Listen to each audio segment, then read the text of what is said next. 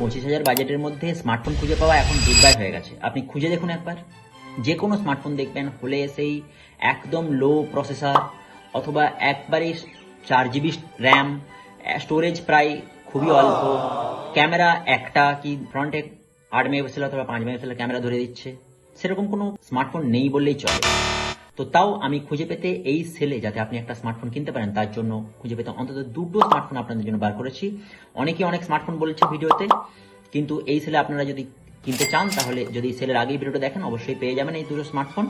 আজ রাত্রি 12টা, ঠিক রাত্রি 12টা বাজলেই কিন্তু সেল স্টার্ট হয়ে যাবে।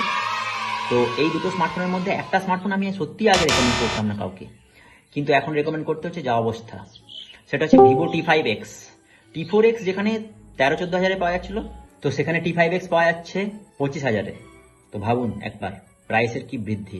মোটামুটি এই স্মার্টফোনটা এই অফারে আপনি 22-23-এ পেয়ে যাবেন। আরেকটা ফোন যেটা পাওয়া যাচ্ছে মোটামুটি মানে এখন অ্যাভেলেবেল আছে এবং ফোনটা যথেষ্ট ভালো, এবং এটাতে T5X অ্যামোলেড ডিসপ্লে নয়, কিন্তু এটাতে অ্যামোলেড ডিসপ্লে আছে, সেটা হচ্ছে ওপো K13। এই ফোনটা আগের বছরের ফোন, আগের বছর প্রথম দিকে বেরিয়েছিল, কিন্তু ফোনটা যথেষ্ট ভালো ফোন এবং পারফরমেন্স যথেষ্ট ভালো, এবং এই ফোনটা আগের বছর অনেককে রেকমেন্ড করেছিলাম আমি, সেটা 16-17 হাজারে। তো এখন মোটামুটি 21-22 আপনি এটা পেয়ে যাবেন। এটাতেও ভালো মোটামুটি পারফরমেন্স, ভালো ক্যামেরা মোটামুটি পেয়ে যাবেন ঠিকঠাকভাবে, এবং সব থেকে ভালো ডিসপ্লেটা এটা T5X এর চেয়ে বেটার। যেটাতে ওটাতে T5X আছে IPS LCD ডিসপ্লে, এখানে সেটাতে আছে অ্যামোলেড ডিসপ্লে এবং ইন ডিসপ্লে ফিঙ্গারপ্রিন্টও আছে। বাকি স্পেসিফিকেশন আপনারা দেখে নেবেন।